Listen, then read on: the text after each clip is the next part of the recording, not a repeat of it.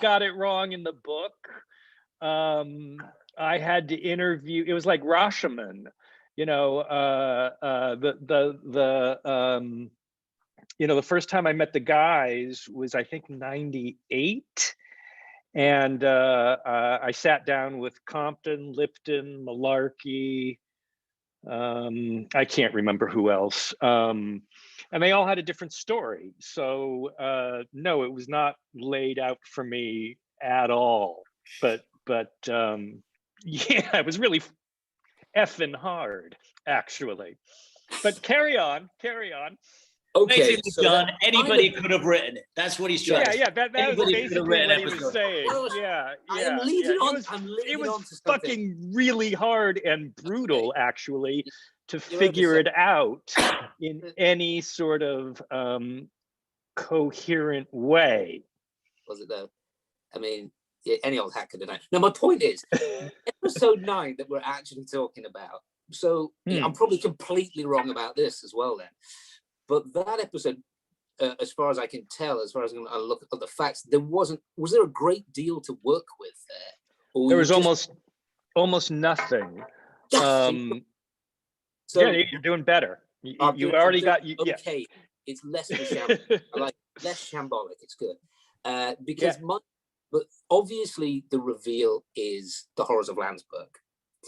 So my question to you is, how did you get from almost having nothing to that reveal? And what was the process that you used? Because you used these 3 guys really, really well, and sort of Nixon's loss of faith. And why the fuck are we here was the sort of mantra all the way through to get to land. Can you talk me through how you and the guys from above put that together, please? It started with me talking to Dick Winters, because as you may know, in the book, it's only a couple of paragraphs. Right. And the reason that is because the guys didn't want to talk about it. So I remember really well talking to, I can't remember, I guess I don't remember it that well, Lipton or Malarkey, and saying, okay, tell me about Landsberg. And to the man, they said they wouldn't talk about it. Right. So they could tell me, I mean, Malarkey could tell me about his best friend blowing up in front of him, and he would cry when he would tell me the story. And then I said, okay, well tell me about Landsberg. And no, I can't talk about that. I can't talk about that to a man, except for Winters, of course. And Dick and I talked about it for a long time. And, it is an episode that has more creative liberties than some of the other episodes, because we know so little about things. And actually, Easy wasn't the actual first company to get there. Although at the time we didn't know that. It's pre-internet, and the guys remembered it as though they were the first to open it up. And then the process of writing became exactly as you said, was this idea of complacency, anger, frustration, that the different guys are showing in different ways. And then suddenly it all makes sense. Why they've sacrificed, why they've, gone through what the fuck they've gone through. Oh, F-bomb. As a sort of fanboy watching it, the beginning is very unsentimentally grotesque. All your favorite characters, your Luzzes, your Perkos, your Leapgots, your Nixons are they're kind of not so likable anymore. Do you know what I mean? It's like, and you never comment on that. That's what's great. It's like, no one's like saying, what's up with you? Or you just put a camera on these guys that are just fed up. It's all about grays, the episode, Right. And in fact, in the original version, Spears is even darker in episode 9. Right. And it's about, no matter how dark we were or our guys were, there was a lot worse shit going on. Right.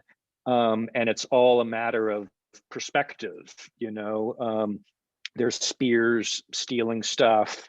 There's the execution of the French guys executing some Germans, and Liebgott kind of smiles. Sorry, I have a question about that. In the show, they're not kids, are they? But in your script that I've read, they're kids that he's shooting.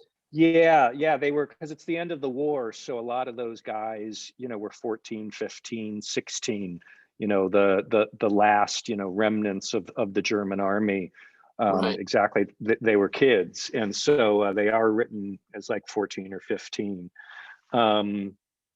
But they cast them a little older, I guess, to make it not quite as brutal and dark, you know. But everybody, you know, Gomez and you know, in the beginning they're sort of stealing stuff, and you know, they're not fraternizing. Well, they're unsuccessfully fraternizing. Right. But it's just all comparisons. It's all a question of degrees of complex people. And how much, as you, as the actors, I usually ask people straight to their face, but I'm going to ask you as a kind of group, how much of that were you guys aware of? Was that like a direction? Were you given the direction that you are this, you know, don't be sentimental here, just show us your dark side. Don't, you know what I mean? You're pissed off, you're weary. Did that go through the writing to the director? Or, because it shines through, like I said, you all seem slightly grotesque at the beginning. Well, I think what's interesting, I'll just jump in with it. What I think is interesting about episode 9 was we shot, you know, we didn't shoot in order. So 9 and 10 we shot before we did 6, 7, 8. And something some of us guys have talked about previously is when we shot episode 8, was the last episode of the entire series, we were like, wow, I hope we are battle worn and weary in episodes 9 and 10, because we feel it now. And I think going into 9, as soon as the table read, I don't know if you guys remember the table read, but you know, when we had the table read of 9, like everybody just knew that this was, and this is testament to John's writing. I mean, we had a whole plethora of amazing writers, but when this episode came out, we just knew that this was possibly the most pivotal episode of the show, as far as heartbreak, as far as, you know, the atrocities of war. And so going into episode 9 for me, and I know some of the other guys too, we were already beat up in a good sense. And we knew that it was tailing towards the end of the war, you know? So sure, it was on the page, but it wasn't even, it was Frank who directed this, right? Yeah, it was David. Yeah. You know, who was, and he was amazing. It was incredible. And I remember him taking me to one side, you know, early on and talking that he had family, you know, in the Holocaust. So, I mean, it was a very personal story to him too. But we knew what this story we had to tell. We you know, we knew about the book, and we knew about the truth and the not so truth, and we knew that we had to make it work for a TV show. But I think we all went in really battle weary and kind of a little bit with our guard up, because we knew what was coming. Right. And had you, Jimmy, had you spoken to Frank about it? Had you got any input about, and Rick, had you spoken to, I'm guessing George Jr., had you spoken to him about what his dad had seen there? Jimmy, you want to go first? Because you talked. I'll do it that way around. No, I didn't. I didn't talk to George Jr. About it. I talked to him about a lot of things, but not that. But I think it's really interesting, just to grab onto Ross's idea. There's a framing aspect of it. I know that I felt like we had reached a point in which we understood between each other how important our friendship was, and we had experiences that without each other, I probably wouldn't have made it. So as friends, we became, as men, we became these friends, and the importance of those friendships led us directly to the gates of episode 9. That's how I felt. I felt like when I first walked onto that set with Jimmy, my heart was broken. and I was petrified. And and we both kind of sat there and just said, you know, holy shit. But we had gotten to this point where in our friendships, all of us as a company, that we could understand the gravity of the moment. And John's writing is brilliant. I don't know if there was any conversations of like, hey, we want you to be dark in this space. I just knew we were. Right. It's like there's a part of the kid thing that went away. The kids in the guys went away. And there was just a way that we walked that was just tired and scared. And scared's not a bad thing. There's a gravity to it, you know, like fear eventually turns into something else. And that's what I think we were like on the borders of that. And it reads like this sort of, what's the word you used, Matt? You used a word early on. Grotesque. Yeah. So it turns into something that's less than the humanity we had seen to that point, right? Mm-hmm. It's really interesting. It is. It really. My experience of it, that particular, you know, of 9, kind of walking into that space. It is. It's almost, yeah. It is very interesting that these guys that you see at the beginning of the war and pissed off and screaming at the Germans, what the fuck are we doing here? It's nothing compared to what they're about to see. And what they've done is they're at the gates of a revelation. Do you know what I mean? This is why we're here. This is why we fight. And nobody said it was going to be easy, and it's not easy, and you've been through hell, but look what you've done. Look who you've saved. So yeah, incredibly beautiful in that respect. I'm sorry, Jimmy, we cut you off there. Did you have no, please. About Landsberg? You know, I agree with obviously everything everyone is saying, you know, and a few folks that I know on here, and I see the Tree is on here, and Loves is on here, and Bert and Evie and many others are on here. Thank you all for joining. A lot of you have heard me speak before, so forgive me if I sound like a broken record. Episode 9 was, I mean, for me, extremely emotional and on all levels. And I'll try and touch on each one of them briefly. One is all of the actors are trying their fucking hardest to represent the man that they are portraying. And we're doing everything that we can to do it the right way and honor them the right way. And still today, we hold that dear.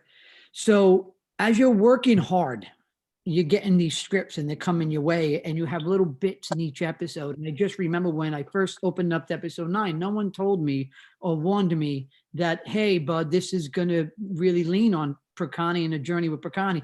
So I remember being in my room and flipping through the pages and just sinking and almost like crying, getting so emotional and watching all this and reading everything that Percani has to do. And it was, and just the fact that the little things, I got to ride in a Jeep with Winters and Nixon was such a, just reading that line to me was how hard we worked from boot camp all the way to there. And then obviously you get to set. And Ross always says this is the producers and the writers and the directors, they did a lot by design. And one of the things that they did was they held back from us seeing certain things, and they held back from us seeing that set, right? Do you guys remember that? Yes. They didn't like bring us on there to do rehearsals and any of that. I got to go do a rehearsal because I had to cut the chains. But a lot of what you saw, a lot of the reactions were pretty much what most of us were really thinking when we first saw this place. And to echo what, sorry, but I don't want to interrupt you, but I remember that you came back from that rehearsal. Yeah, and I was like, wait, do you guys see this? I remember you came up to me, you're like, you can't understand what we're about to go do right now. I remember that moment. Wow. Yeah. I remember that over breakfast, wasn't it? Yeah. Yeah. Yeah. It was like this is eyes. Yeah. It was like, you have no idea what's about to happen right now. Yeah. We were totally left in the dark. It was really tough because we had a lot of fun on that. A lot of fun on Band of Brothers. I mean, the camaraderie was amazing. The brotherhood is unmatched in anything that is on cinema, in my opinion. And when you got to set, knowing the subject matter and how powerful it was, and David Frankel, you know, a lot of the joking stopped, and it got really, really serious. And to go back to what you guys are saying, the grotesque of these guys and how they were. When I first read what John wrote about, this is the first part of fucking war I've seen. I got hot showers, warm chow. Germany's good as being. I get to wipe my own ass with all that whole riff. When I read that at night, and I knew I was looking at the one-liner we called to see when we're going to shoot that. I was so amped up for so many days of how I was going to do that my idea was I was grabbing. I didn't know this actor. We were told to, treat the replacements like replacements. I know a lot of you know that already.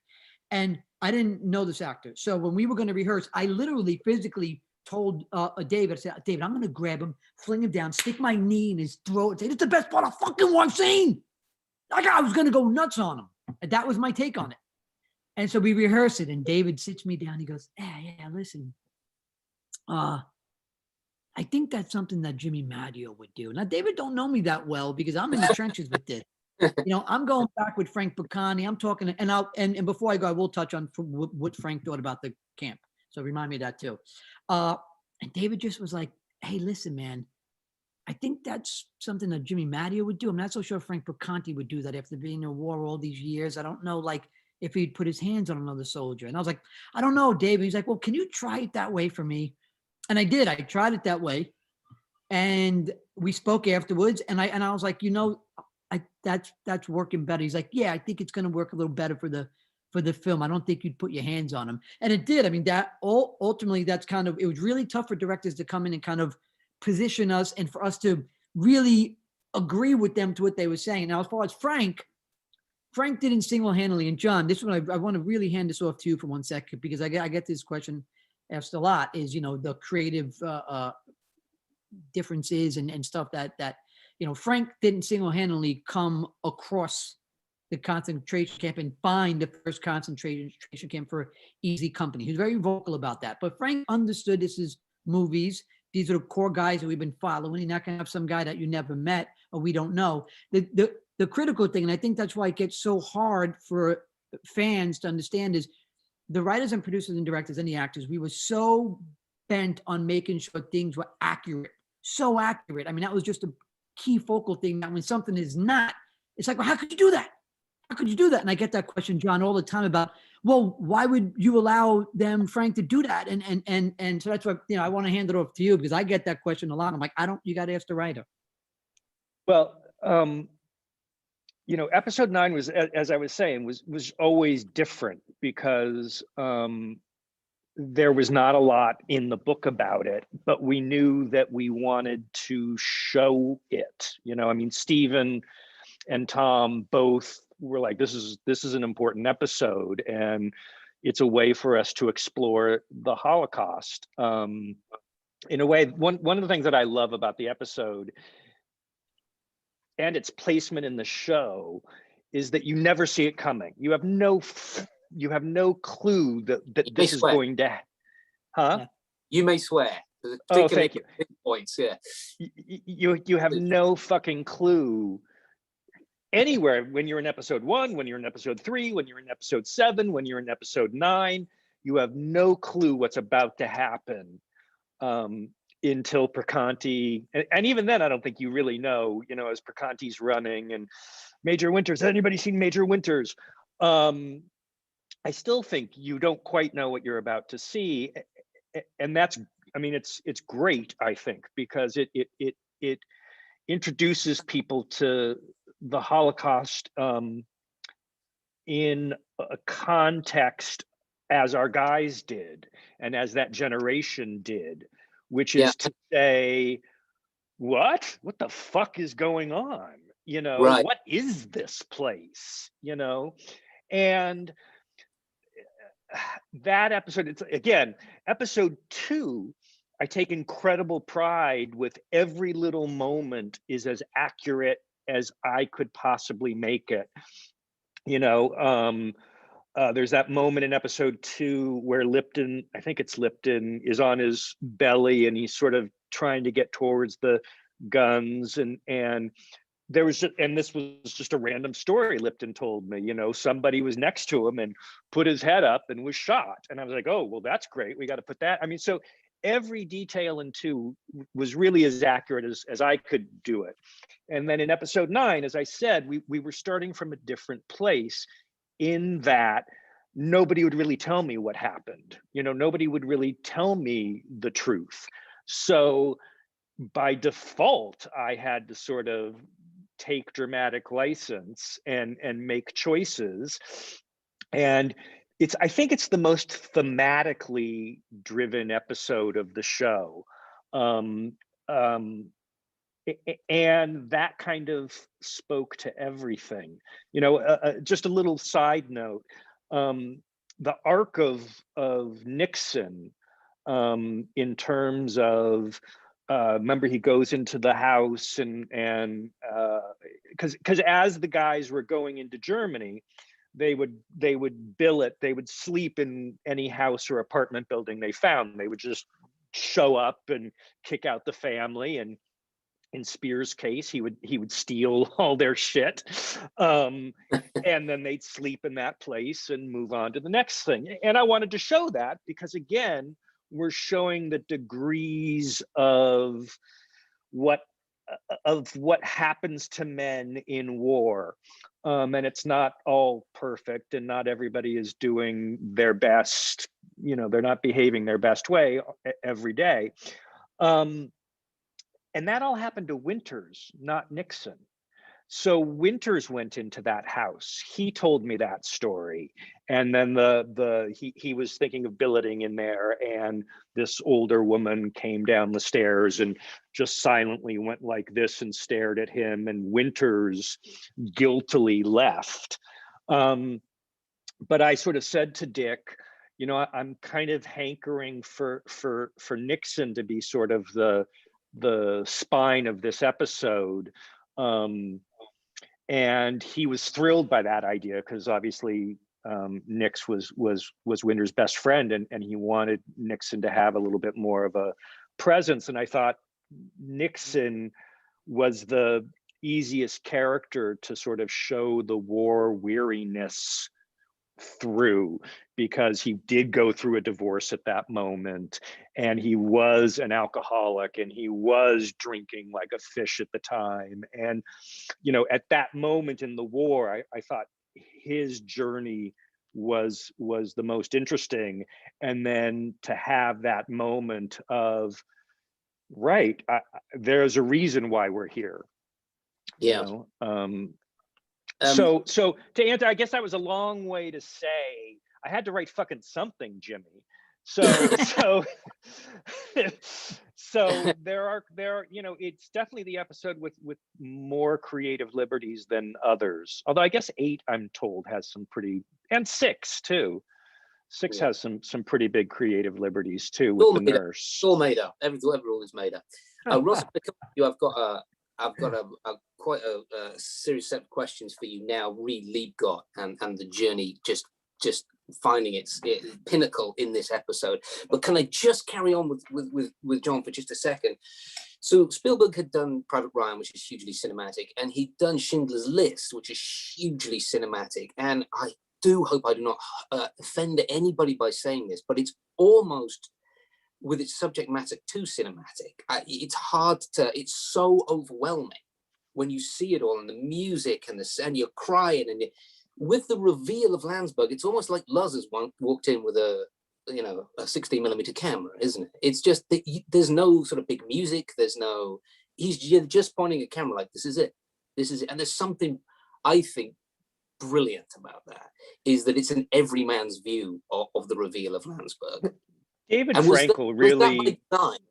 Was that by design? Did that come down from the top, or was that Frankel? That's David Frankel. Was really amazing. It was the man and the script meeting at the right time. He was just brilliant and did a brilliant job with that episode. When I saw the first shot, I mean, it's in the script, you know, them playing, and the script ends with the violin case being closed, but yeah. but he made it a single shot. You know, that opening is a single shot that goes on for like 4 minutes, and then it cranes up, and then, you know, there they are, and they have their whole dialogue without a cut, I think. I mean, it's just fucking amazing. And I know then, you're and holding your then breath, aren't you? Like, they're gonna fuck it up. They're gonna fuck the shot up. Like, you're holding your breath, but they're not. How gonna many fuck the shot takes, up. Rick, Ross? How many? Not many. What, 5, 6 takes maybe? Yeah, it wasn't many. I remember us just enjoying that music, man. Like the Yeah. music was playing Yeah. full blast. And the tableau is so balletic in the way that it looks. These just shagged out, war-weary guys bookends the episode. It's so beautiful. You look at it and you think, I get it. I get it. Right at the beginning, right at the end, these guys are just drained. And then as an acting, I'll get onto this question for you, Ross, in a second. Just as an acting note, as young men on an amazing show, getting paid well in a foreign country, young, full of energy. How do you, I mean, I guess, Rick, you answered this already. How do you maintain that kind of shagged out feel? Are you constantly saying to yourself, don't show any energy? Was there a mantra? Apparently on episode 6, when we did the episode 6 special, the mantra was, remember the cold. That's it. You just get paid. Remember the cold. Remember the cold. Something simple. Was there a touchstone that you just before every scene, like, looked at one another and thought, all right, just, you know, don't act, basically? Was there a feeling of that, or was it like Rick said, you just got it? I just remember being in this space. I really remember just that the space didn't allow for anything else to be in it. If that makes sense. I mean, just as an actor, you're like intuitive to the space, and it just that was the space, and everybody was in that space. So you know, it had weight. Not that there was weight in a lot of things that we did, and then there's a lot of levity and a lot of love and a lot of friendship in things that we did, and that's the beautiful contrast of what John and all the writers did. I mean, you know, it's the contrast. That's the story. So I think also when a director came on, Rick, Ross, and Matt, I mean, you guys know this. It's a new director every episode. Once, you know, we did have a few double up, and that relationship was stronger. You know, you'd get the directors come up to us and kind of say things, and we had the best of the best all around. These were the best directors, best writers, the best of everything. In every single department, we had the best of the best. And they would just say, all right, so, you know, just, you know, you're cold, you're hungry, you know, you're homesick, you know, you're tired, and you're like, look, I am homesick, I'm tired, I'm fucking hungry, I've been out here for 14 hours, it's raining on me, I got no more cigarettes left, my feet are fucking, now look, let me be on, this is an actor talking, not, so forgive me, but you know, it was sort of like that to some degree. You were just like, just roll the camera, you're gonna get everything you're gonna get right now, trust me, you're gonna get it. I remember shooting, I think it was in episode 7, and me and Rick actually were right on the edge of some shot, not in it at all, I don't think, and it had been snowing all day, and it was snowing on the ground, and we'd been there all day, and at one point he just turned to me and went, this is some dog shit right here. And I was, and I was like, yeah. We've been at this 3 weeks, we're not getting anywhere near the camera. Yeah, but what's great is that, like, to Jim's point, is that the checklist of yup, you know, the checklist of yes, you know, you're homesick, you're tired, yeah, got all, that's where we are. And then the other side of that is that really the only thing that's there is each other beyond that. Right. So you know, it's like there's something about the boot camp experience through the shooting of everything that when you get to the moment of that shot where we crane up and Ron walks in, no one's thinking about cinematically what's going on. I'm just fucking smoking a cigarette. Right. Yeah. When you said this is dog, you said this is dog shit. It was you. It wasn't you talking to me. It was Lowe's talking to Talbot. Fuck yeah, it was. This is exactly what it was. I don't even know who Rick Gomez was when that was going on. I was fucking George. I never wasn't called Rick Gomez for 10 months. I had to relearn who fucking Rick Gomez was. I was George Muzz, man. That was the only name. So yeah. Come on, listen. Let's be real. Ross, Matt, Rick. How long did you guys keep dog tags on after you wrapped? Did you take them off on the day you wrapped? Oh, no, I didn't. Got mine on right now. He's still got his on now. Mine were on for like another 2 years. I invited Ross to a premiere of a film at the end of 2002, and he turned up in Lee Gott's jacket and dog tags. So that was 2 yeyears later. Still. Well, hey, Frank John Hughes is still in 1968. I mean, he hasn't come back. Excuse me for 1 second. I'm going to show you something, Jim. Keep talking. All right. All right, so Ross, I'll get to your bloody question now. So the whole of your journey throughout, and John can chime in here as well, definitely, because obviously he's writing it. The whole of your journey throughout Band of Brothers is headed towards the Landsberg reveal, because you're the Jewish guy who goes into Landsberg, and like John sort of alluded to before, it's not like you knew what was, as the character knew what you were going to see. This is unprecedented, unless you were alive during the Boer War. No one had seen a concentration camp before.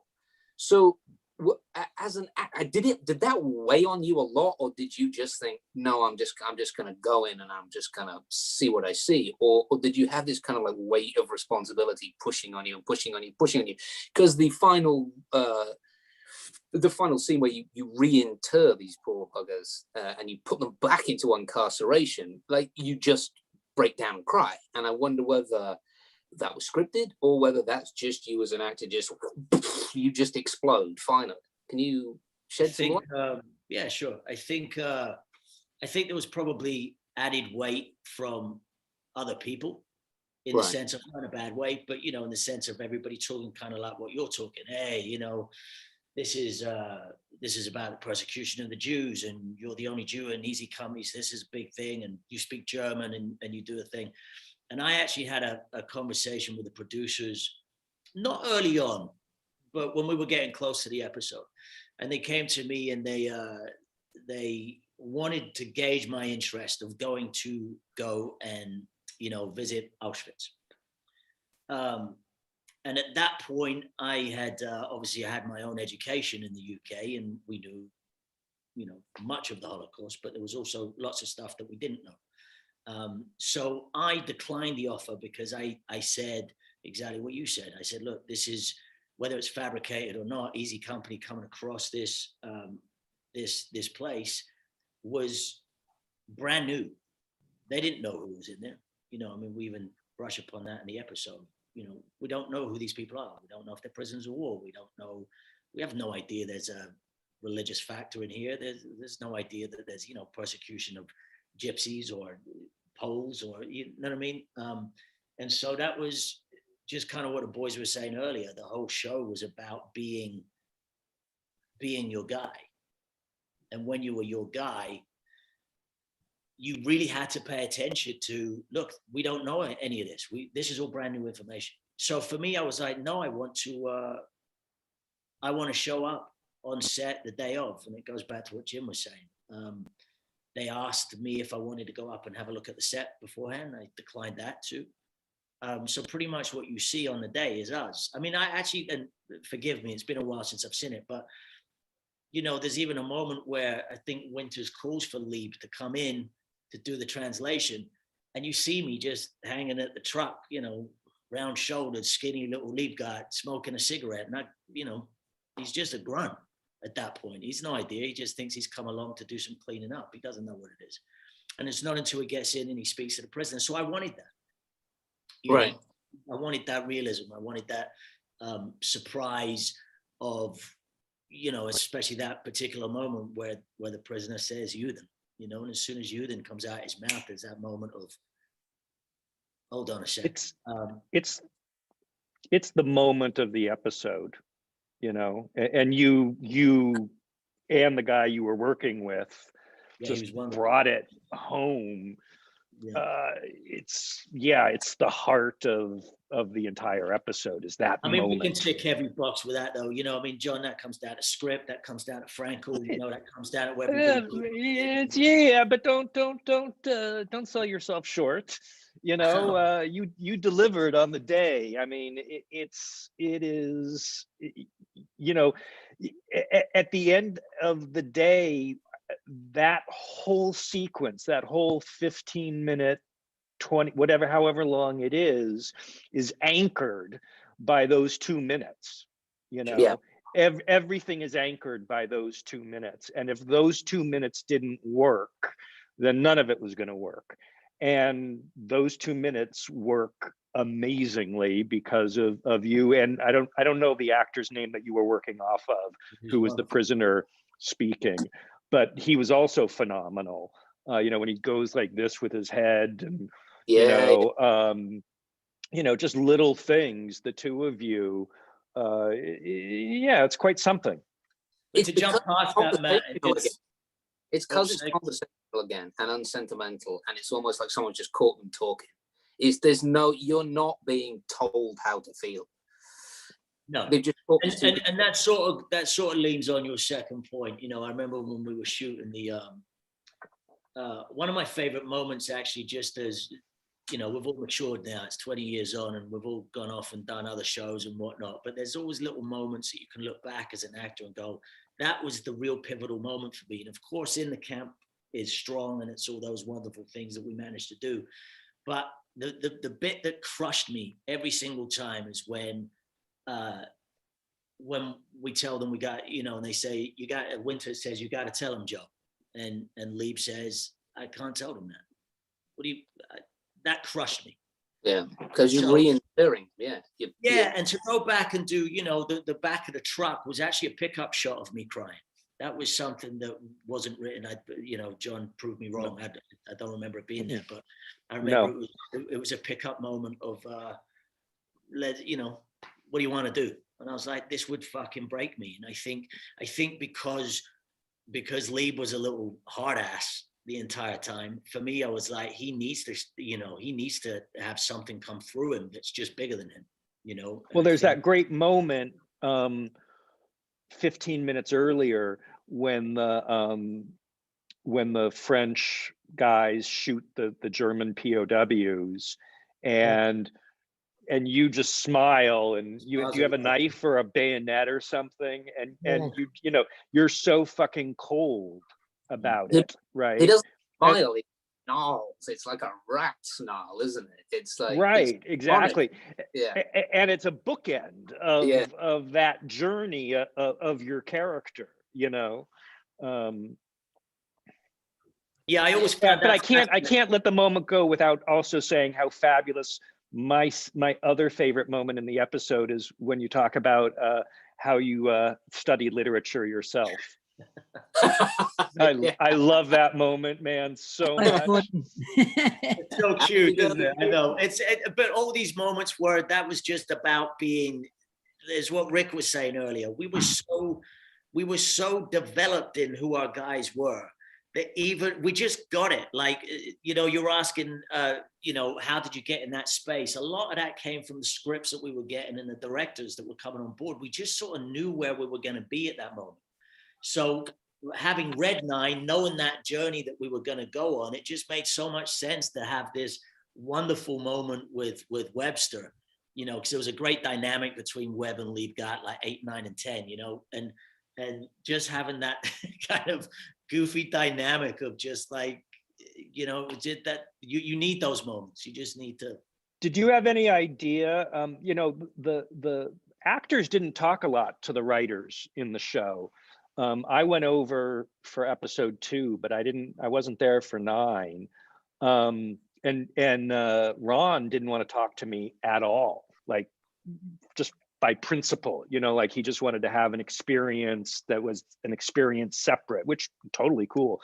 But like, what was your reaction? We've never talked about it, Ross, when you read the script. Jimmy just was saying about him, but did you have any idea that your character was going to have such a pivotal moment in this episode?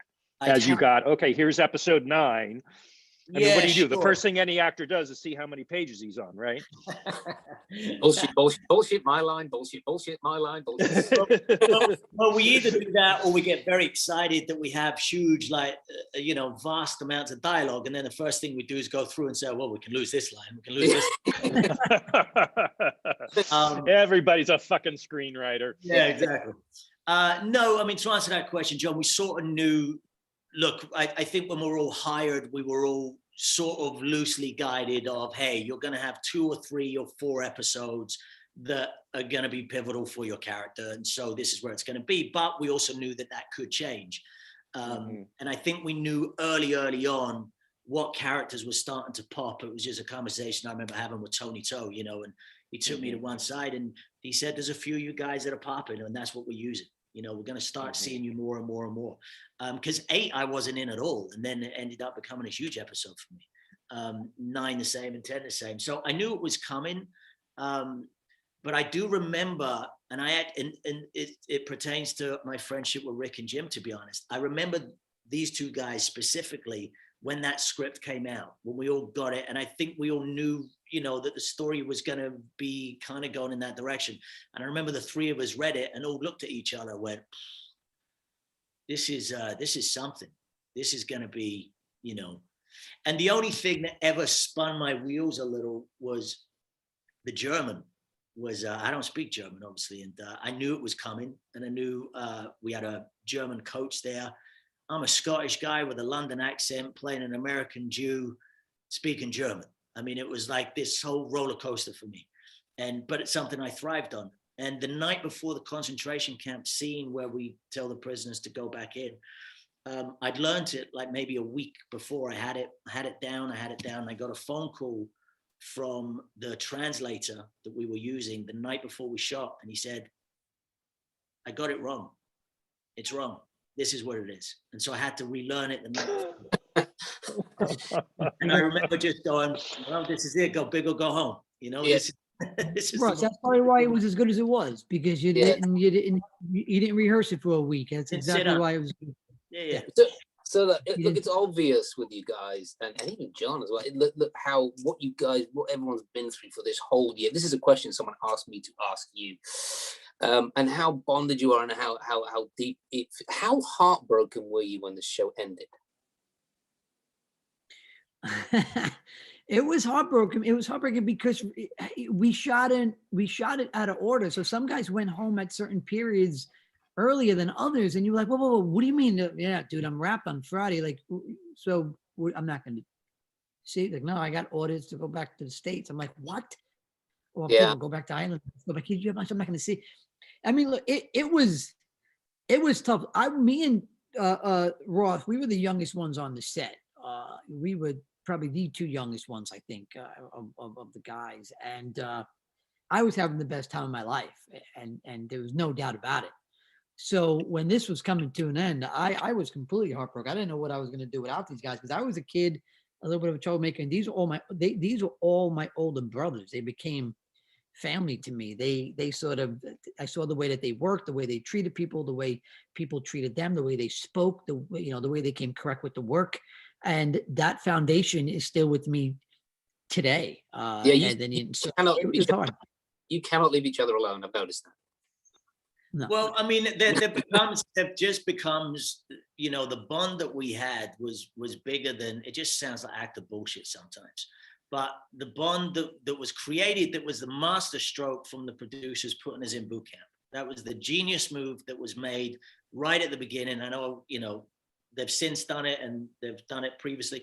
That bonding moment for us, like, solidified everything that you see on the show. Because what it did was it allowed us to be our guys within our guys. So like what Rick was saying earlier, I mean, we didn't call each other by our real names until probably month 10. I think we were in a bar in Soho when you first heard my accent. I mean, it was like, I don't think we ever dropped it. And so we were so glued together that when it finished, of course, there's always that little moment at the end of a long job where you're like, okay, all right, we put our shoes into something else now and we feel it out. But it was terribly sad, I would agree. I mean, I think even though people were homesick and people were, ready to move to the next thing or whatever, just knowing that we wouldn't have that thing every day was really tough, because none of us spent time in our trailers. None of us, we hung out every weekend together. We hung out every night together. We'd always have, you know what I mean? It was, and for that it was a breakup, I'll see you in a few months. Yeah, and to expand on that for just a second, there's you just reminded me, Ross, that the boot camp thing also, I was thinking about this the other day, in a really clever way, accomplished this thing for me, and I think for all of us, where you fucked up. So like, it was okay to fuck up. And then like, okay, cool, we can fuck up and lean on each other and go, don't do that. And you start learning as a group instead of just one asshole who doesn't know anything. We're a group of assholes who don't know anything, and we're going to help each other out get better. And so that's really what happened, right? That we needed each other in order to survive. So at the end of the show, I'll start. This is a very quick story. I'm not going to take much time to tell it. I've had a tray in my Jim. You don't even know this. I had a tray in my my closet. I've had it for 25 years, since I was a young man and been on my own. And I've taken it from apartment to house to things, and it's collected a whole bunch of shit, this tray. Cufflinks that people gave me with funny stories, bracelets my kids made me, friendship bracelets my kids made me, old rings that don't fit anymore. It's like these totems. It's a tray of little totems. And one of the totems in that tray is Perconti's. Oh, wow. And Jim gave me this when we wrapped. And he said, I'll see you I'll see you stateside, but take care of that for me until I see you. And that's been in my tray for 21 years. He's been blaming me for stealing that. Now you know it's Gomez. So I just want to say one thing. When people say actor bullshit, this is a part of my life that I carried around from apartment to house to house. It sits with kids' bracelets and all this other. It's a part of your life. So if there isn't proof right there, there's a thing. I'm gonna put it on eBay after this, Jim. Yeah. There's a lot of inside stories that we know and will live and cherish forever as brothers. But when I first got this job, I had to go to JFK, and I was flying first class, and to me that was just the best thing ever. I think I've flown first class, once in my life, and that was for Hook. So 10 years later, another Spielberg thing, I'm flying first class, JFK. And there's a guy who's like just around. He's on the line with me. There's something about him. He's got a Yankee hat on, a green jacket, a little bit of a beard, looks like a tough guy. And he's going on the same flight as me, and he's going in first class. I'm going, all right, this is probably an actor who's doing this show with me. And sure as shit, we meet, we're both talking a little bit, when we land in London. We don't talk on the plane. I think we realized what was going on. I think I walked up to you, Rick, and I said, you're an actor in Band of Brothers? He goes, yeah. I said, I'm Jim. I said, I'm playing Perconti. And you were like, I'm Luz. And I was like, oh, dude, I auditioned for Luz. I guess I wasn't fucking funny enough. So we get in the same car, and it was a Mercedes-Benz, picked us up. We're going to live at the same flat, whatever you call it. And we're driving together, and I don't know any now, just so you know, I've never been out of the country to a place, London, like this. And I've yet to be in another car. I'm just talking with Rick Gomez. We get out of the car, and I don't know which ways the cars are going. I'm not used to this at all. No one briefed me. It wasn't in the fucking memo. The only memo I got that was scary was be aware of Dale Dye. The only thing that was scary to me. I'm like, who the hell's this guy? And I got out of the car. I just saw Dale 3 days ago. Go on. I want to circle back to that, John. I want to hear that. So I get out of the car, and sure as shit, I look, the way I'm supposed to look all these years, and then I step out in the street, and all of a sudden I feel this. Boom! Rick literally grabbed me by my collar and yanked me right back, and a car just went boom this way. And I was like, "Oh shit!" And like Rick just looked at me, and was like, "Yeah, you have to like this is." They go the other way. How did you know, Rick? Yeah, I don't know. I just saw the car coming and Jim looking the wrong way. Literally, that's the most animated. Imagine this! I get this big break, and I came and shoot because I got broken legs. Like, I was literally fucking close. I know this sounds like I'm stretching the truth. I was getting hit by that car. Call. Wait a second. He almost saved your life, and you give him a fucking Zippo? Yeah. Carries the Zippo for the whole show. Hey, it's one of a kind. One of a kind. This is a big deal. One of a kind. Listen, I still have shirts out of his that I borrowed that are in my closet. Socks. Damn weird. I really do. I put your shirt on the other yesterday. I wore it. So listen, do you know how long I spent writing questions for this? An entire week. 16 pages of questions. Do you know how many I've got through? 2. 1.5. So I'm going to jump ahead slightly. I'll tell you what, just before I do jump ahead, I wanted to just say that we had Dexter on, and he described boot camp as 2 weeks of 24 hours a day immersive improv, which I thought was genius. Yeah, you can do that. Very good. So I think, Leighton, are you there? We are our moderators there. There was a a competition that went out, and the winner got to ask a question to you, Jimmy. They chose to ask a question to you. Do we have that person ready to ask that question later? Yeah, we've got him. This is Griffin from Oklahoma. So when do you think we're going to jump into Berlin, see some real action? Oh, no way. Away. Is it Matt? Away. Matt. Wow. No, where is he? Patrick O'Keefe. Wow. Oh my God. man. Yo, what's going on, kid? Yes. You. I always Hey, apologize brother. what a jerk I was to you, man. I apologize. I was told to be a jerk. I Mate, apologize you to were you, great. man. It was perfect. Oh, no. Buddy, So- you have not aged a day. Look here. My God. I've got a very lo-fi computer, so my camera's probably doing the. It looks fuzzy great on you, screen. kid. Looks great on you. Okay, Thanks. I just thank want to you. say I had no fucking idea you were a Brit until just now. Yeah. It's Yeah. kick up.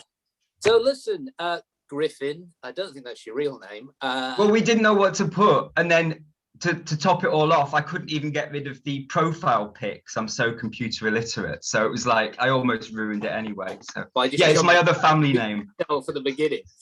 This is like This Is Your Life. I just heard the It- voice come over doing the thing. It's But it's like 20 years since doing I was like, oh my God, like doing the line. So anyway, it doesn't matter. It's all good. It was very good. What was it like? Talk us through. Maybe John could jump in here because he No, wrote no. this stuff. What was it like coming on that set with it's the 1000% machismo? I mean, some people have come out and said they didn't like it. Some of the characters, the incidental characters that came and went, Right. and you came in and you were told that you were going to be kicked around and chewed up and spat out, but you embraced it. I remember Yeah. you coming up to me. It was me and a couple of other people before Yeah. a scene, and you said to me, "Sorry if this brings up weird feelings." And you said, "Call me fat." Did I? You did. You were Wow. trying to get upset, and you said, "Call me fat." Cool. So I said, "Fuck off, you fat bastard." And then I felt really, really terrible. And then you went Nice. off and did this amazing scene. What was it like? What was it like coming in and being that character? And this is a two-part question. And holding the equilibrium of that character. So you were all like wide-eyed and innocent around all these sort of like, guys who just had enough. And it's sometimes when you're acting with someone like that, you kind of feed off their energy, don't you? And you sort of like become them and they become you. What was it like coming onto the set, and then how did you hold on to the equilibrium of that character? So I mean, it was just a gift in so many ways. So I can't remember if I'd read the whole script. I don't know if they'd given me the whole script before I got there. So I'd really just had like the scenes, but my kind of journey as an actor was mirrored by the journey of the character. So I didn't really need to do anything. I was able to walk on set. The British guys were all speaking in American accents. One guy on my first day was just like, I knew he was Welsh, but he wasn't speaking in a Welsh accent. So I was like, okay, everyone's in character, fine. Oh, well, yeah. Yeah, great. That I always am like that. I'm like, it's my first day. You've been on it for ages. I don't need to bring my own stuff. I need to adapt to what's in front of me. And that's what I did. I was just really lucky. Yeah, so it was cool. I mean, obviously, look, I went to a tough school. Like that was small fry compared to some of the stuff I had happened to me when I was a kid. So yeah, it was brilliant. It was brilliant. I mean, what an experience. You were great in it, Matt. You were fantastic, dude. Man, And another anchor of the episode. I Yeah, mean, totally. I mean, really, I mean, it's not obviously not a huge part, but No. a pivotal, but absolutely pivotal part. Yeah. They're of- very of- memorable as well, for sure. And it has to work. If it Yeah. doesn't work, we're going to be in trouble. And Right. again, I mean, everybody stepped up. Yeah, I mean, what was brilliant about what you wrote is what I was nervous about, because I mean, the kind of casting that I often get is to play a kind of like the butt of the joke, or I used to get a lot of that casting when I was that age, when I was acting, but you didn't, that's a real person, it's not like a, Mhm. And that's what I loved about it, is it had both kind of aspects there. So I totally understood where Jimmy was coming from when he wanted to do the physical thing, and I was happy to try that. But also like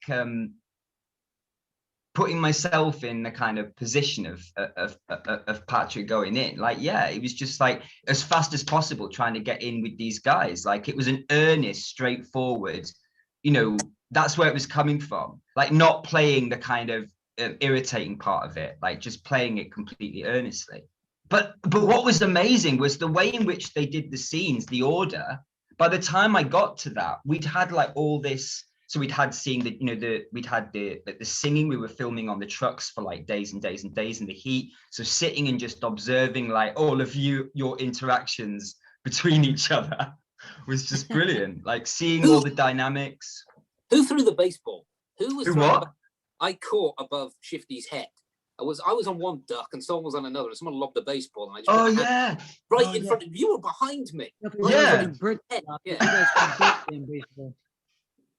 Well, Yeah, it was good. And then like, yeah, do you remember? I don't know if you remember this, guys, but because obviously when you're new, there's like a pecking order.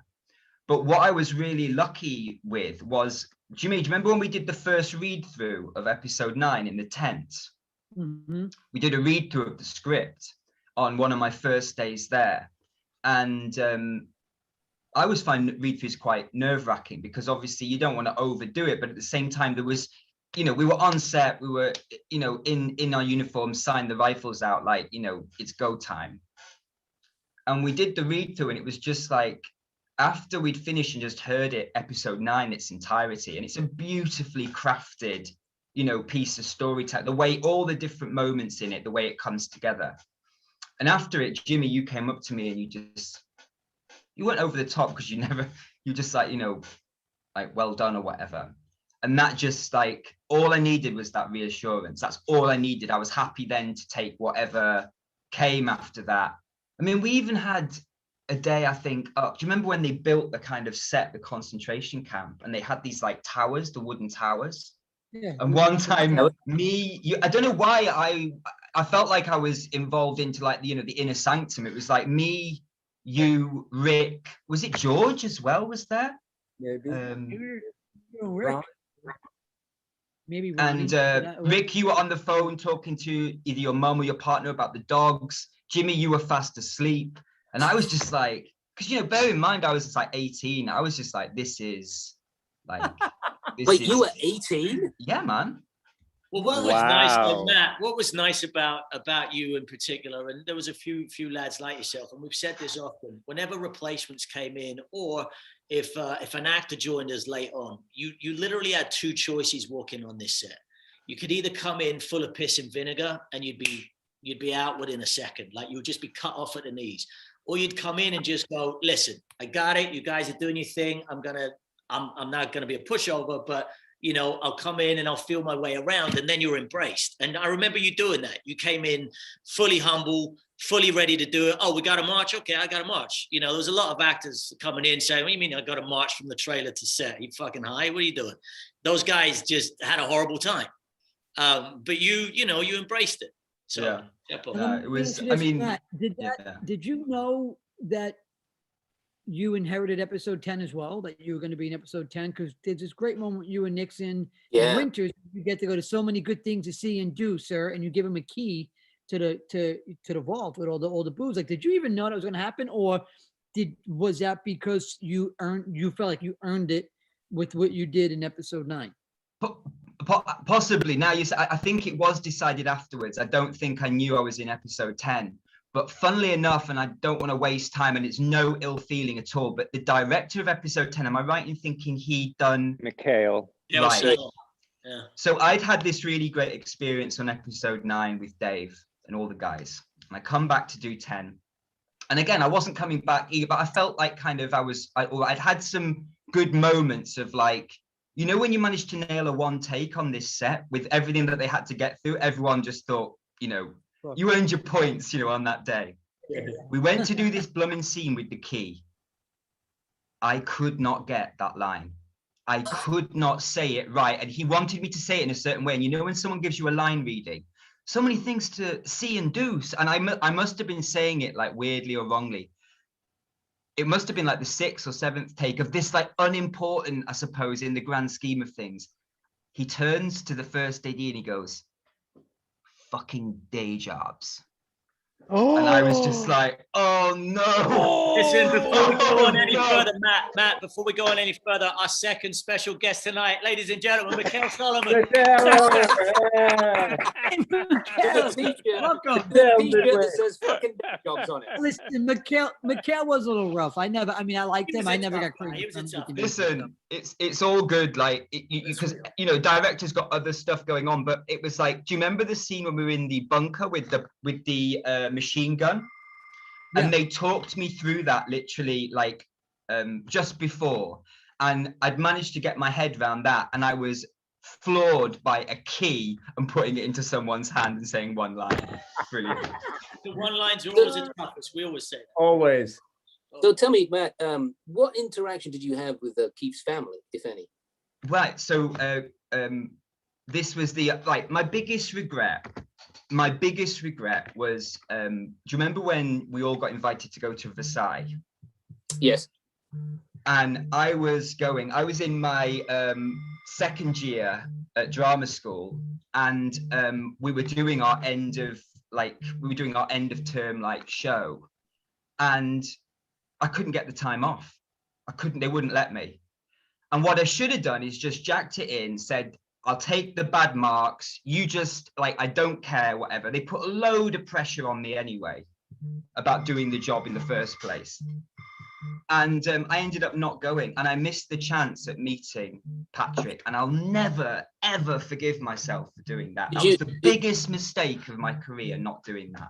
Biggest mistake. You were a young kid, you know. I know, but what did you know? Yeah, you don't think, John, do you? I mean, you don't look at your life and think, as particularly as an actor, you're trained to kind of go, oh, right, I've got to get to the next thing. You don't think, you don't sometimes sit and see the importance. And that's what's amazing sitting here today and just hearing all of you guys. Like, what I feel so proud to be the small part of this. I feel so proud. So following on from that, so you never met? You never Chris, met we're friends on Facebook. Is to put a short. What about Patty's wife or anything like that? You ever met them? No, not met. No. Would you like to? That would be. Leighton, can you bring my. Wow. I love this. Great long way. Nice. Hello. Wow. This is where I start crying. So I'm out for a while. I'm sorry. Yeah. Oh, hey, ladies. God. Wow. Leighton, can we introduce? Hello. Yeah, sorry, totes Moshe end as well. You got Chris O'Keefe. Hi, Chris. Hi, Matt. Mother. This Hi. is my mother, Gloria. Hi, Gloria. It's a pleasure to meet you. Wow. Hello. Hi, Gloria. Wow. Who else have we got? We've got Ella, who's the granddaughter of Patrick. Hi, Ella. And who else? We get them. My son Brian and other daughter Alexandra. Hi, Alexandra. Hi, Hi, you Ryan. guys. Oh my Lord. Hey, welcome. So, I have to say, Patrick O'Keefe was a Gloria. I'm sorry that such a handsome man was portrayed by me, but I did my best. But seeing the pictures, as I'm sure a lot of us have had, I mean, you've got some good looking lads obviously here, but like, honestly, like I wish I could have met him. If he's even half as amazing as what I hear, then I would have been an amazing moment. So I'm sorry for that. Thank you. And today is his birthday. I know. I saw that. Wow. Matt, did you arrange that? Did you make this happen on the birthday? Here's what happens is I get all the acclaim and I didn't do any of it. The moderator Leighton is a bloodhound. He's I pretty come up with amazing. an idea and he just keeps going, what if we get the wife in? What if we get the daughter? What if we get the granddaughter in? And I'm like, if you can pull it off, baby. So here's what we have. Guys, it's so nice of you to be here. Really? So you've seen the show. What did you think of the of the show? What did you think of Matt's portrayal of your husband, of your grandfather? How many times have you seen it? I was going to say, I thoroughly enjoyed the series, and my kids were all tiny young when it came out, but as they have got an age to understand things, having heard the stories, they've all enjoyed watching very much. But Matt, I want to thank you, because my dad was only 19 when he was there, and he always told us how young he felt, inexperienced, and also that the guys that were probably only a few years older to him, that they were all grizzled and tough. That's what he always said, and that he felt like it's a bunch of these old guys, that how would he ever fit in? And he did go in kind of wide-eyed and innocent. But your portrayal, I think, with everybody in the family that saw it and other people that knew him, all were like, yeah, that was on. Can I ask a question? We had Harry Welsh's granddaughter on, and she said something that just floored everybody, and everybody started crying. And that was that Rick Warden, he smiled at one point, and she said, "You've got my grandfather's smile." And everyone was just like, "Oh!" It destroyed everything. Is there something about Matt? Is there something? Do you recognize something? Is there something in the way he moved or spoke or physically that resonates with you, or for you is it just a portrayal? Anybody can do this. Well, Go ahead, Chris. I think being green, being the green guy, because when I went to the Emmys with my dad, the guys who were still alive at that point, they still treated him the same way. Like, you Really? Wow. Nothing kid, they were still treating him like that. Wow. Wow. Yeah, I did interview him. I did interview your dad. Did you, John? I had a couple conversations with him. I don't totally remember. I mean, it's 20 some odd years ago, but I had a couple conversations with him before I wrote your character. Well, he was Brilliant. pleased. He was really pleased with it.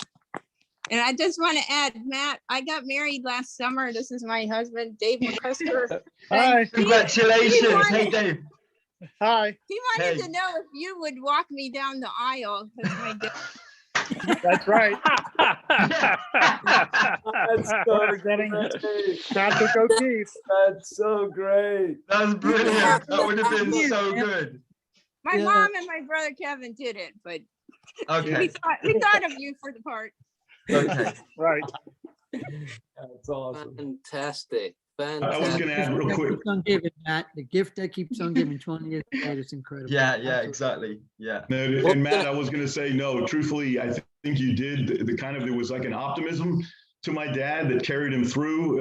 Right. And I think you brought that out, but to all the actors on right now, you guys portrayed people that I heard stories about my entire life. God, And that must have been my entire life, to the point where in high school, sometimes my buddies would go, "Oh yeah, we already heard that story," and they but truthfully, but all of you brought to life characters that I had heard about, and some who I had a chance to meet in person in later years. But quite honestly, tremendous job. All of you came across the way my dad described my entire life. Wow. Wow. That's amazing. Well, thank you guys so much for coming on. Yeah. I'm so happy that you got here. Oh, that's from the Emmys. Oh, wow. Are you right? Picture Wow, of that is Chris awesome. and Patrick at the Emmys. Yeah, he That's was. awesome. That's great. Chris, I'm going to DM you. Will you take a photo and email it to me? Okay. What do you want? He wants this. Great. The one with my dad, or do you want? Yeah, I'll email you about it. No worries. Well, I'll DM you. All right. Okay. Yeah. Oh, carry on. Unless you got anything else to say, I'm going to let you guys go. It's been so beautiful to see you. Thank you so much for coming on. Thank you for waiting patiently. You're beautiful. You're beautiful. You're beautiful. You're beautiful. You're incredible. How you look amazing. You've got cheekbones like a China doll. Beautiful.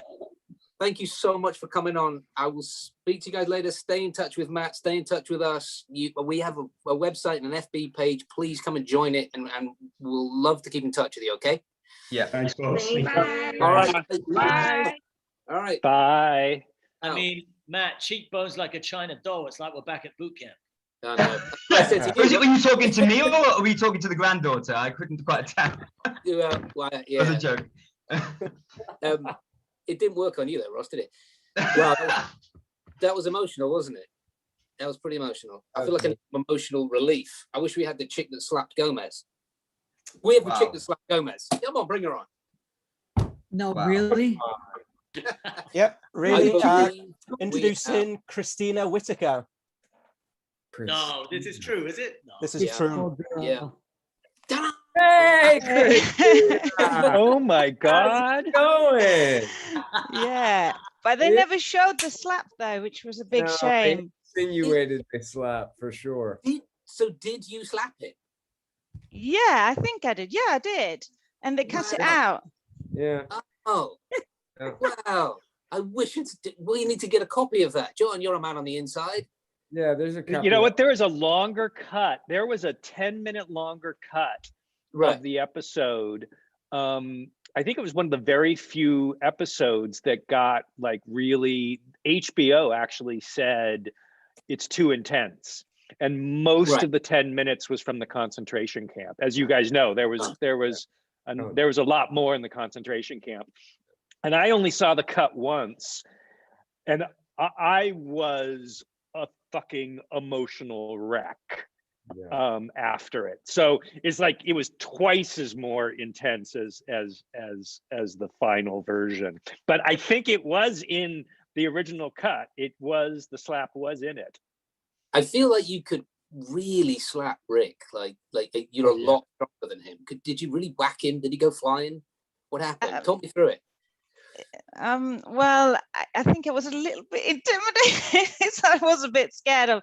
No, I can't really remember, but I think you kept saying, "Come on, you can slap me," and I just did it. Yeah. Just like me, I'm always looking for a beating. But and also I had to improvise in German because I'm Swedish, and as Swedish you often got cast as German. Right. But I did study German, so it was You're amazing though. The moment that you walk into that scene, it just changes the dynamic of everything we'd ever done to that moment, because it's just never had a girl on anybody from the company, there's a woman in the room, and it's like, what? What's this scene about? Everything. And I remember me and episode 9 was the first episode where we had a few female characters. No, there were only two. Him and Janovic were the only one that spoke to a woman in the film. Him and Janovic. No. Can I just say, we had all made a deal, the writers, we had all said we were going to write sex scenes, and I was the only one who came through with it. Serious. You did, but guess what, John? It wasn't any one of us that were in there in a fucking boot camp 8-9 months. You gave it to this. He's a big star now. Yeah. Right, I earned it. It could have been me. I earned it. Oh, actually, you know what? I did have my face in a pair of in episode 4. Holland. Yeah, you totally steal that entire episode with that reaction of yours. Totally steal the entire episode. Tell us about coming onto the set, Christina. Tell us about what it was like. I mean, yeah, it was mad because I just graduated from drama school in London, and that was my first job. And I remember going for the audition. It says, "You can speak a little bit of German." Yeah, of course. And then you lied. Oh, good. No, I can speak a little bit of German. All Swedish people can speak a little bit of German. So yeah, and then I didn't know that it was going to be such a big thing. I really didn't know. And I remember being picked up by a limousine, and I was like, what? Yeah, oh, wow. And then coming to this film set, which was all made. I mean, it was amazing. And I remember so many people from my drama school who was so many people around in London who was in Band of Brothers, especially the boys or the men. But yeah, it was great. But yeah, I remember I think I was just a bit bewildered by it all. And it was just one day, so yeah. But that's what it's like when you're on the set with Rick Gomez. You just yeah. Of course. Super intimidating. And they call him the chicken in my hand. You never know what can happen. Yeah, and I remember that scene when it came and she came in. It was like they wanted me and Rick to. I was not grabbing the chicken ever, and it was written Picante grabbed the chicken or something. Oh, we totally switched that whole thing out because Jim was like, "I'm not grabbing this thing." Like I was grabbing it, Hold on. Just said act.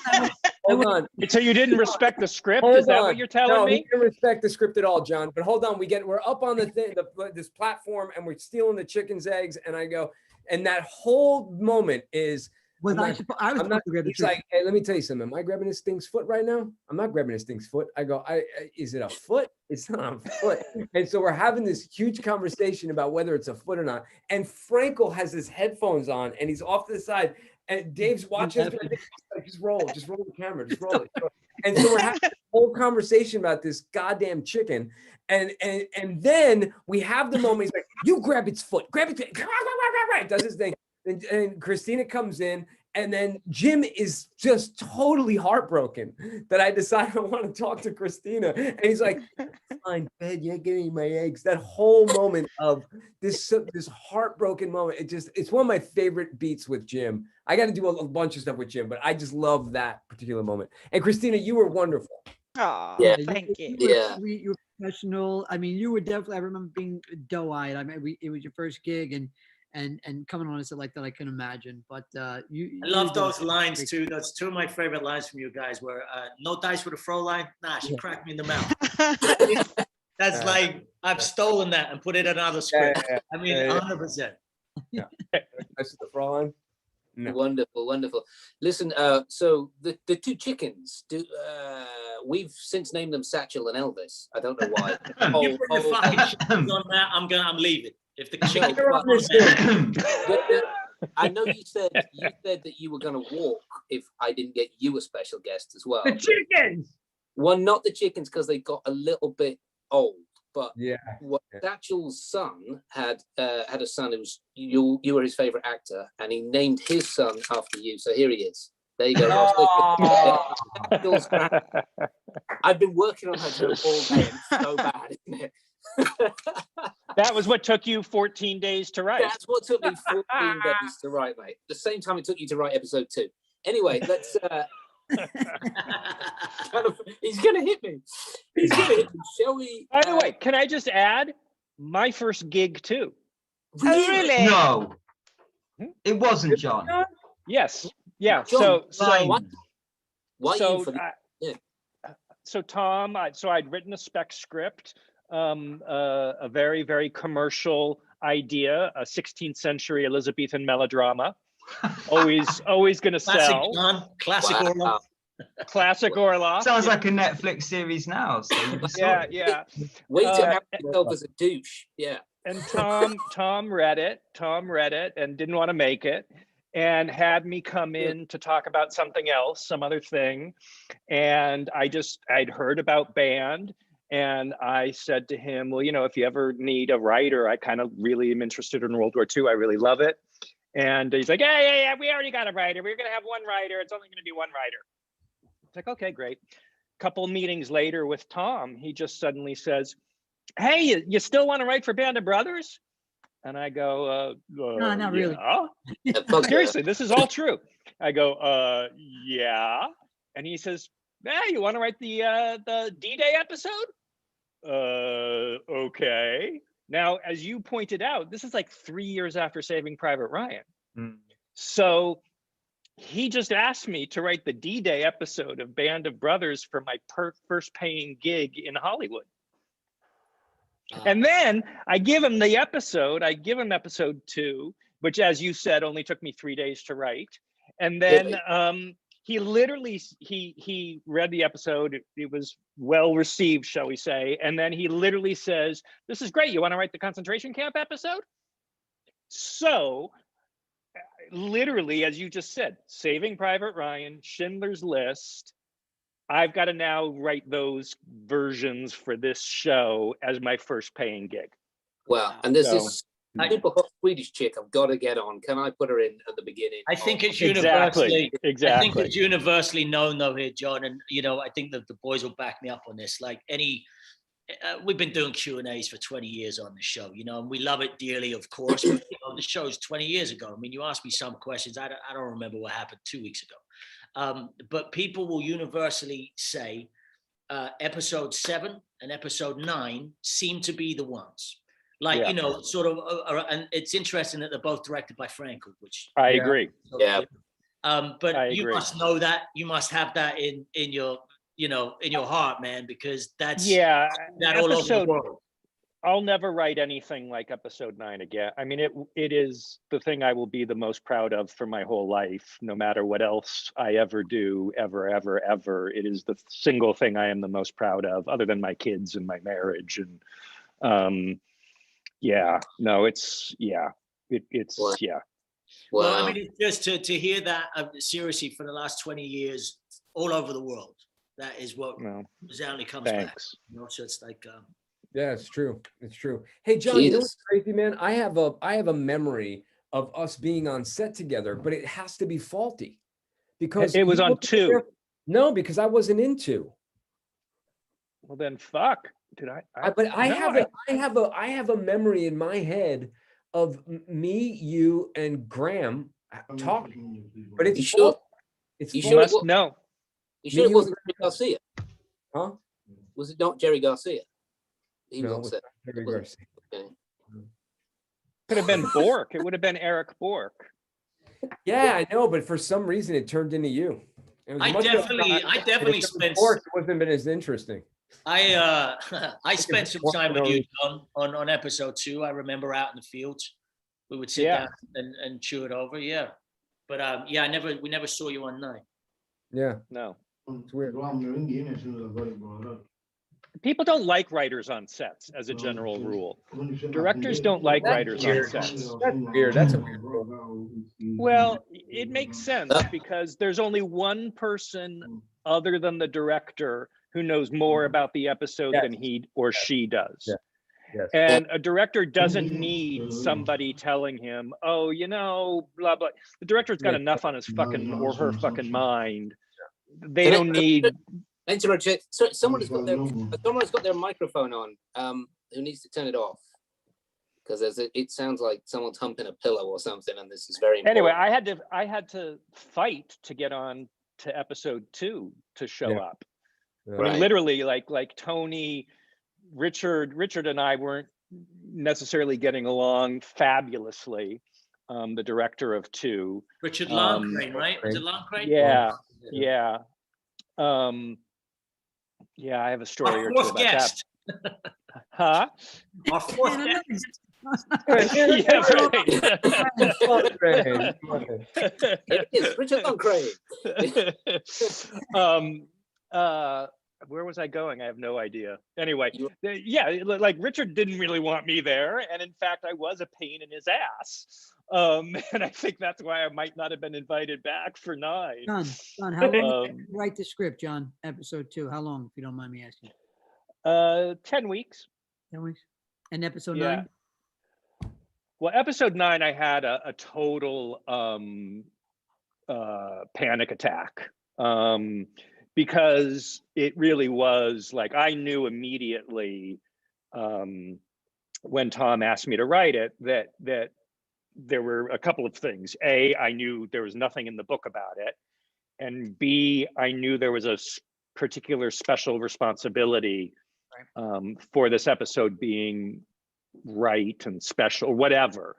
And I'm sure I spent 3 or 4 weeks just paralyzed with fear. It really intimidated me, and then it was miserable to write. It was really hard and really awful to go there and to write it and to think about it and to talk about it and to wake up every morning and deal with it. Dick Winters was a lot of help. An interesting thing about Dick, well, there's so many interesting things, but it was, I guess, 99, I think is when I wrote it, maybe 2000, I can't remember. And it was just when the Holocaust denialism was sort of taking root in public consciousness, particularly in the UK.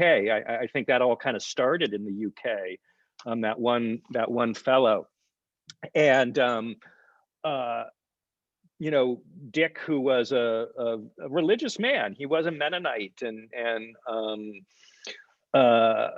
you know, I mean, we never talk politics, but I don't think of Dick as a liberal guy in any sense of the word. But he was really upset about Holocaust denialism. And I can still hear, he really wanted me to get this episode right. And we talked about it a lot. And the thing that I just always remember is he was deeply offended by denialism. And he kept on saying to me, I was there. I saw it. It happened. I was there. And it still, I can still hear that in my head. And that's again, I mean, it was like, oh, fuck, I better get this right, you know? And so I'm just happy. I'm really happy that I got it right. John, did you ever go to Landsberg? I mean, I know they got a lot of the camps. You never got out there? Nope. I haven't been to any of the camps. Not in Poland either. I would urge you at some other time, we'll talk about it. Yeah.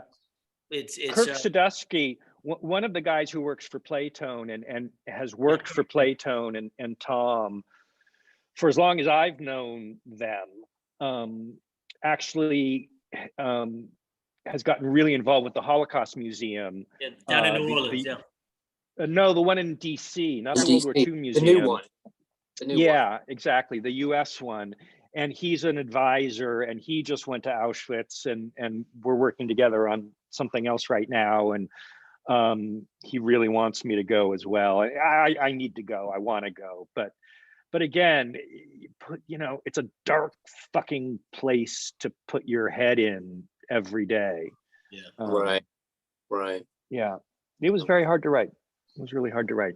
I mean, I think that's where the show really, you know, the pinnacle of the show was even like our set designs were just phenomenal. And so they would take the script and they would, you know, I remember even walking through the camp for days we were in there, and it was horrifying constantly, every day, just horrifying. And this was a built set. I mean, this was not a real place that we were shooting. It was in the middle of the woods. They built it up. They did the thing. Like we told you, we didn't see it until the cameras were rolling. But, you know, day after day, we would have to go back to it. And, you know, we had the props everywhere. There were bodies everywhere. There were trains, you know, carriages with the doors open with the corpses inside. There was, you know, the ovens, the pits, the housing. I mean, it was just, And there's that moment, Matt, where one of my favorite images, like if we're going to talk about, you know, I love the stuff with Liebgott and the Flash Gordon bit. The other, I love non-dialogue moments. Love non-dialogue. And to me, the most powerful image of the episode is you in the camp where you don't say anything. You know, it's I think, is it a tracking shot? I think, and you're just processing it. Right. It is an amazing moment. There's two. There's Ross. There's Ross is your one where the guy comes and hugs him. That's it. And there's the salute, and then with Paconti. The one in the dugout where Paconti comes and finds me. You know, coming on after that scene. You remember that day that it was when Tony Blair was in office, and Ewan Blair, his son, was one of the extras in the concentration camp. So they'd actually do you remember they'd helicoptered in to like watch some of the filming? Yeah. And it was busy. Yeah. It was a busy ass day that day. Like there's a lot to get through. And they'd moved that shot to the end of the day. And it was summer, so we had light. But I remember Dave came up to me, said, we're just going to go for it. I think they'd shot Jimmy's bit first. So it was really, they were just trying to get that one look. You know, he comes over and it's just like the look to the camera. Now, if you talk about preparation, literally walking through that camp or just being around it all day, talk about immersion with, like Ross said, with the train, you know, the train car, the prosthetics and the extras, which they'd got, the makeup, it was just so harrowing. And I'd been, when I was shooting a film in Slovakia, I'd gone across to Poland and seen Auschwitz as well. So I had a kind of, a real kind of lock with it as well. But yeah, they went, yeah, go to shoot the scene, whatever. And it was just one of those moments where you get it in one. I remember the first AD, no, the DOP said to me, you know, all right, we're going to go for this shot, but if you can get it in one take, obviously that would be great.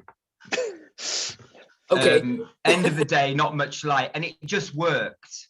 But it's nothing to do with kind of, you know, great perform. Like, don't get me wrong, obviously, yeah, you know, you take pride in your craft, but it's like you're given so many tools. You're given, it's just full immersion. It was just, yeah, it was a total gift.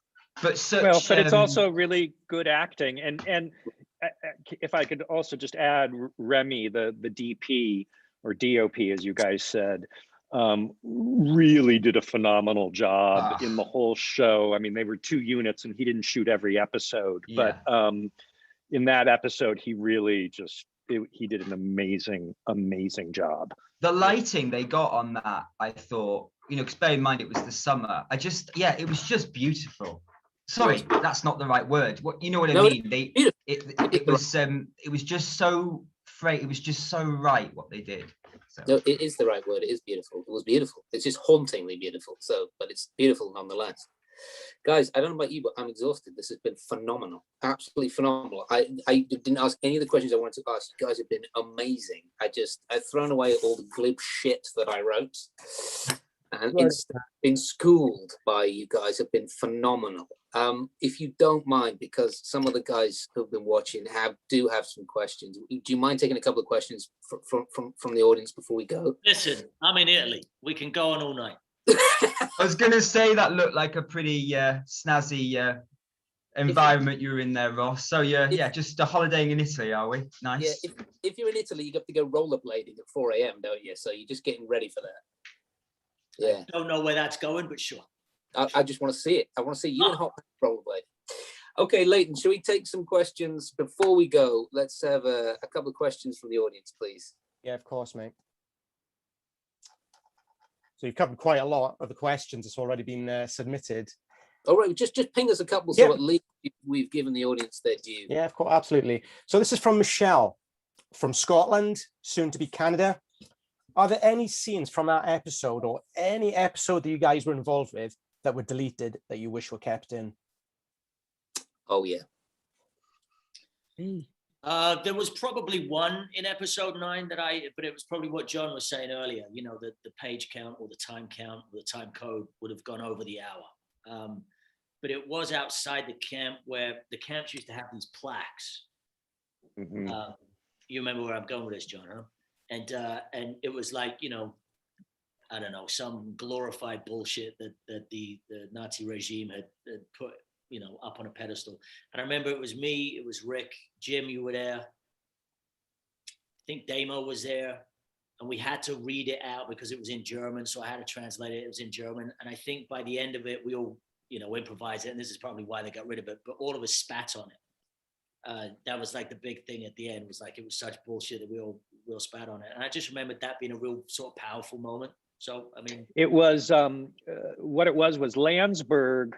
So Landsberg was a satellite of Dachau. So Dachau was the main camp, and then Landsberg was one of the satellite camps. Landsberg was was before it was a concentration camp. It was just a regular jail, and it was the jail that Adolf Hitler was in and wrote Mein Kampf at.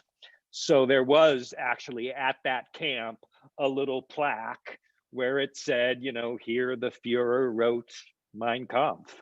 That was the plaque. Wow. Let's get another question, Leighton. Yeah, of course. This is from Elise Noel in Oklahoma again, another Oklahoma. Band of Brothers, did you ever envisage that episode 9 would be used as a training tool in schools today, especially in psychology? I meant to ask that question. Well done. Yes, good. John, I think of course not. No, but I'm so proud of it. You know, as I was saying earlier, if I do nothing else in my life, I did that, you know, and I'm really proud that people, I mean, like I was saying earlier, that people have learned about the Holocaust because of Band of Brothers. I've been told, Kirk was telling me, the guy that works for the works with the Holocaust Museum in DC, that they'll ask when schools come, you know, how did you first hear about the Holocaust? And the number one answer is Band of Brothers. And that is an incredibly humbling, you know, thing. And I think, again, it comes back to, you don't know you're about to learn about the Holocaust. You didn't sign up for that when you started watching Band of Brothers. You know, you signed up for it when you watched Schindler's List. You know you're about to see what you're about to see. When you start episode 1 of Band of Brothers, 98% of the people have no idea that in episode 9, they're going to see this. Yeah. So it's in some ways, it's an unintended audience. Brilliant, brilliant. Okay, we've got one more, and this one's for James and Rick, apparently. I've just got it from the message board. Yes, go ahead, Leighton. Yeah. So this is for Jimmy and Rick. With your characters, Yes. did you feel like, after speaking to the vets, you know, the actual Picante or George Luz's son, George Luz Jr., were you given any constructive criticism on your part? And do you think you wish you could have done things a little bit differently? Only because Junior's in the audience, that's all. George, He's in the audience. He's in the audience. Hey, George. Yeah. Oh, yeah. Oh, wow. Yeah, George, yeah, he's a big critiquer. George and I are good friends. I don't think you've ever really critiqued me, George. Well, actually, I thought you did a great job. Well, And, you know, I've also got that tray. You know that tray you were talking about? Yeah. You got the other one. That's fine. Yeah. Wow. Yeah. That's brilliant. So George, if you ever thought that you knew who my favorite was, I picked you, not Jim. Jim gave me his, I gave you mine. That's right.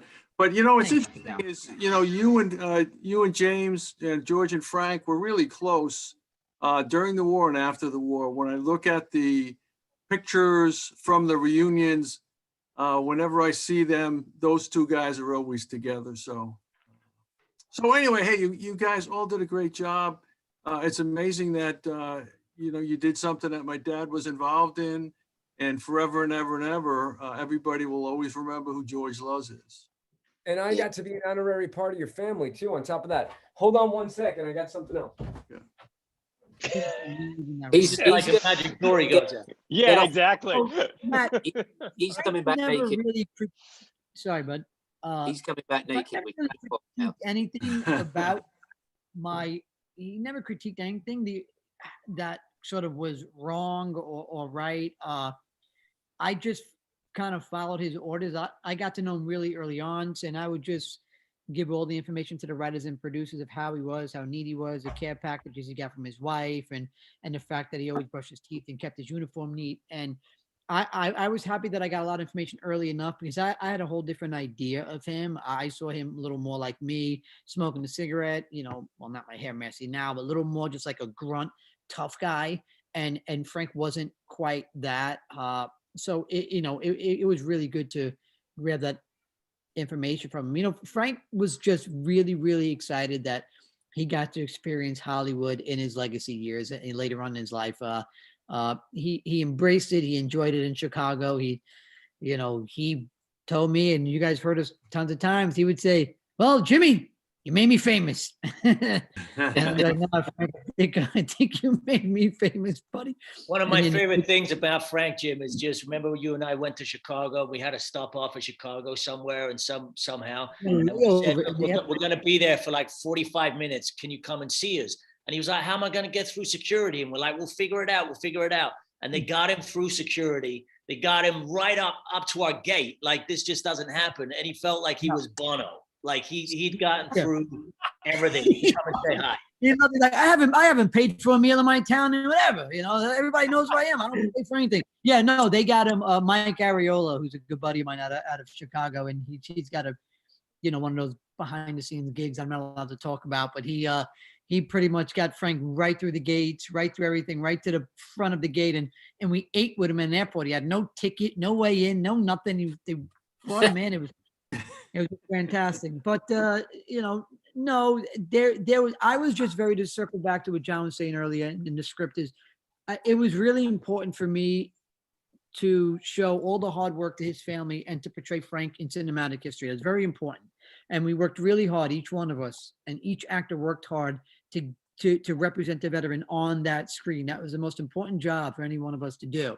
So when I read episode 9, I was just thrilled, like, oh, okay, there's Frank is now, everybody's gonna know who Frank Conti is. And he was a dear friend. I got to travel the world with him and his footsteps to the, you know, through his entire war experience to where he was even shot in Foy. And, you know, and I also was honored to say goodbye to him as well. So a great guy and a great friend. He's missed. Thank you. And on that bombshell, ladies and gentlemen, I'm going to call it a night. Thank you. Thank you, everybody. Thank you. Thank you. So great to see everybody. Brilliant. Yeah. Hey, John, great good seeing luck you out there. guys. But give everybody our best. All the, you know, if Yeah, anybody, man. give Yeah, the I guy- will. Good ass, John. All right, guys. All You right. guys. Good seeing you guys. Matt, great Gentlemen, seeing you, dude. gonna jump on again. Christina, thank you for jumping on. Thanks a lot, Thank everybody. you. Ron, Take care, guys. Really good to Be well, see be you. well. Lots of Yeah. love. everybody. Thank you, George. Bye. Cheers. Thanks, John. Thanks, James. Cheers. Thanks, Rick. Take Cheers, care. Ross. Bye-bye. Matt. Bye. Bye. Bye. Woo. All right. Who stays to the end? Who stays to the end? Who This is stays- like the end. I'm staying. I'm staying after to talk to the moderator, so I might beat you at this game, Rossi. I'm just, who do I know here? I know Cherry. I know Lindsay. Trees waving to me. Yeah, get him up. Get him up. Let's say hi. Who am I seeing? Who am I seeing? Who am I seeing? You're on screen. There's a lot of faces here that I recognize. How do Cherry I- and I have had pictures together for sure. Hey, hello everybody. Hello, Cherry, Heather, Lindsay. How you doing? Sarah, how you doing? Natasha, Derek, and Kelsey. Benjamin from the Netherlands. Hi, Benjamin from the Netherlands. Tree. Hello, Tree. Jean-Pierre de Vries. I probably said that wrong, didn't I? Carrie Power, Krista, Frank Skinner, Sarah Richardson. How you doing? Before you read out everyone's name, I'm going to give you a big Thank you. I'll talk to you later. Georgie, good to see you, pal. Great All right, seeing everybody, we're you gonna too, stop. Ross. All right, buddy. Lots of love to the family. I'll talk to you soon. Take care, buddy. See Bye-bye. you guys. Ciao. Bye, guys. We're going to start clearing everybody out now. Love you guys. Thank you so much for joining us. It's been beautiful. Thank you.